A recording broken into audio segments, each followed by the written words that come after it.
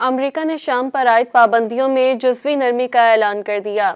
Trump انتظامیہ نے شام پر عائد مؤثر پابندیاں ہٹانے کے لیے احکام جاری کر دیے۔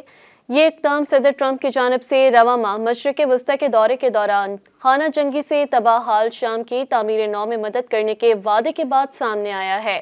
ڈان اخبار میں شائع غیر ملکی خبر رساں ادارے رائٹرز کی رپورٹ کے مطابق امریکی محکمہ خزانہ نے ایک عمومی لائسنس جاری کیا جو صدر احمد الشرح کی زیر قیادت شام کی عبوری حکومت کے ساتھ ساتھ مرکزی بینک اور سرکاری اداروں کے ساتھ لین دین کی اجازت دیتا ہے۔ محکمہ خزانہ نے ایک بیان میں کہا کہ جنرل لائسنسز GL-25 شام سے ایسے لین دین کی اجازت دیتا ہے جن پر پہلے پابندی تھی۔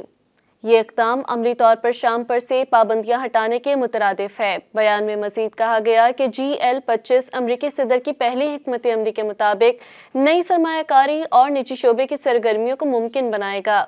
بیان میں یہ بھی بتایا گیا ہے کہ وزیر خارجہ مارکو روبیو نے سیزر ایکٹ کے تحت 180 دن کی رعایت جاری کی ہے تاکہ یہ یقینی بنایا جا سکے کہ پابندیاں سرمایہ کاری کی راہ میں رکاوٹ نہ بنے۔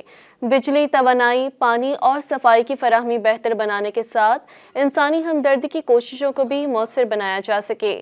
مارکو روبیو نے اقدامات کو شام اور امریکہ کے درمیان نئے تعلقات کے قیام کے لیے صدور کے ویژن کا پہلا قدم قرار دیا۔ مزید نیوز اپ ڈیٹس اور ڈیجیٹل سٹوریز کے لیے سبسکرائب کریں ڈان نیوز پاکستان۔